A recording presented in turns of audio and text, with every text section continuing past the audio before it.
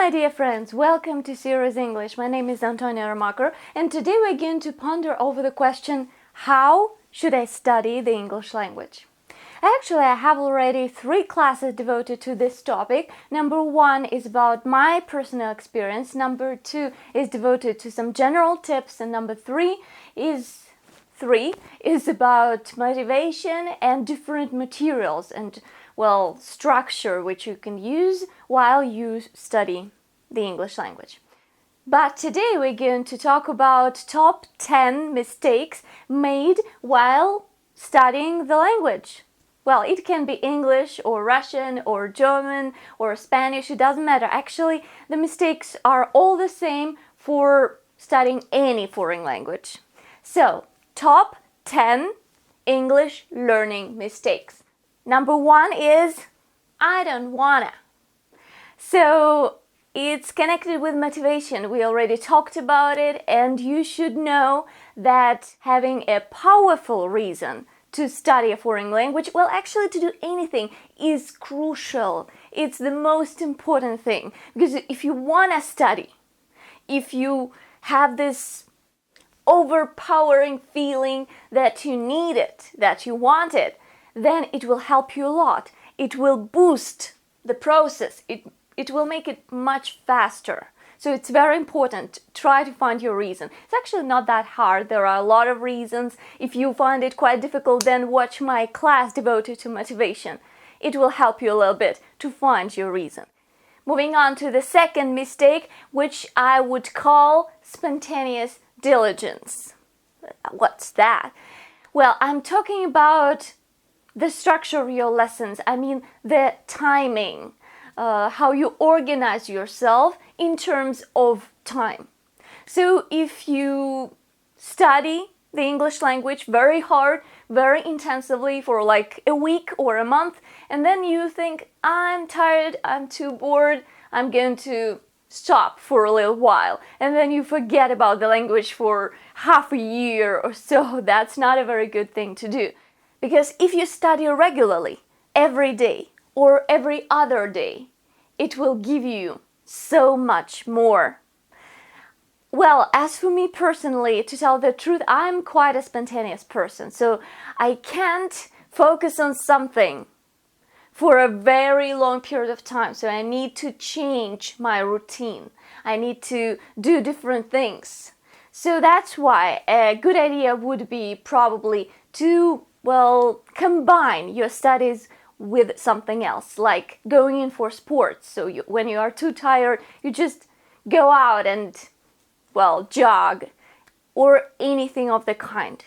So I understand that it is hard to concentrate, to focus for a very long period of time, but try to be persistent. Try to do it every day. Let it be for half an hour. Let it be for 2 hours or 10 minutes, it doesn't matter. Just try to be persistent, try to study the language every day, every other day, regularly.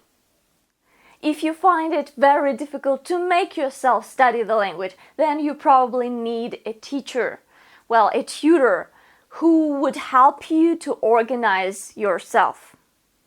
But remember that you can study the language yourself without any help. Using some additional materials like textbooks, books, videos, audios, and so on. So they could help. But you can manage without a teacher.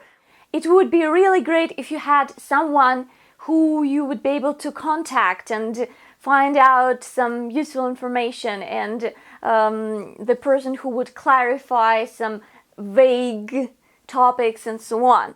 But anyway, you can study the language almost just by yourself. At least if you have some basic information, basic structures, grammatical ones, and basic ideas about the language, you can improve, continue on your own. The third mistake is a little here, a little there. So it's connected with the idea that some students focus on particular topics and that's it. So they eliminate some parts of the language. from their studies. And that's not a very good idea, because you need to have profound knowledge. Well, it depends on what purpose you have. If you want just to speak and that's it, then you can focus more on some aspects. But completely eliminating some parts of the language is not good. For example, some approaches suggest that you should not study grammar, or you should not listen or read. It's wrong, because if you do not study grammar at all, it will take forever until you start speaking. So grammar helps you constructing, creating sentences correctly. And eliminating reading, for instance, might make it difficult for you if you have to write a letter or an email and so on. So try to cover all the aspects, more or less.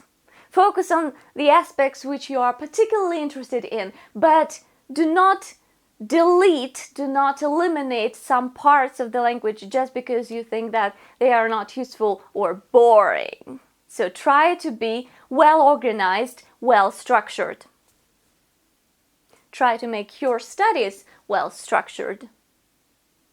Here I would also like to include one aspect, that you should not get satisfied just by the studies at school or at the university, because if you study just during the classes and that's it, you do not do any homework, you do not study yourself, it won't give you good results, it won't give you quick results. So if you want to improve quickly, you need to dive into it.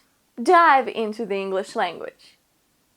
The mistake number 4 is the ultimate why.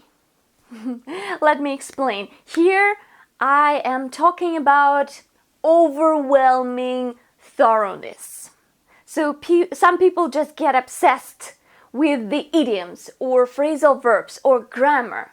You should not get obsessed. It's not a very good thing to do. So try to be open to new opportunities, to new aspects, to new approaches and methods. Try to study different things and do not get obsessed, do not concentrate too much on just one aspect. For example, if you are at the beginning of your studies, it's not a very good idea to study a lot of idioms and phrasal verbs, because they are for intermediate and higher levels.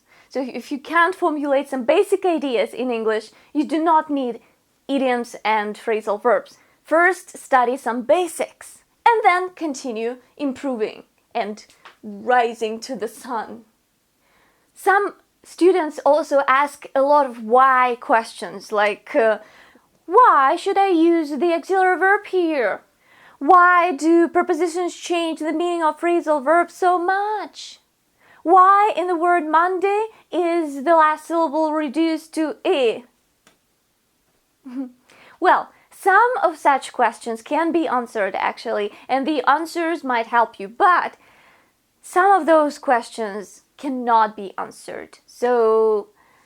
And you do not need to get so deep into the language. Some things cannot be explained. Some things are connected with history, and historical processes and evolving of the English language. So sometimes it's not a very good idea to be too thorough, to be too obsessed with some tiny little details. You should see the whole picture. This is what counts. The next mistake is a quickie. Well, a quickie is something done very quickly. It can also have some sexual context. But anyway, the mistake I'm talking about here is that some people try to study some topics very quickly. Like, hop, and it is done. I know it, I am good at it. Well, you need to be thorough a little bit here. So especially when you talk about some grammatical topics, you need to study them, well, little by little, and you need to practice them. Then you won't make any mistakes later on. So if you want to speak perfectly, try to be thorough, but not too thorough, which I have already pointed out. P.S. If you think that you can study a foreign language in just 1 month or even in 1 year and speak it perfectly after that, then I'm sorry, I'll have to disappoint you. It's not possible. So a quickie in terms of studying foreign languages is out of the question. Okay, that's it. Today we studied 5 mistakes, 5 English learning mistakes, and during our next class devoted to this topic we'll continue because there are 5 more.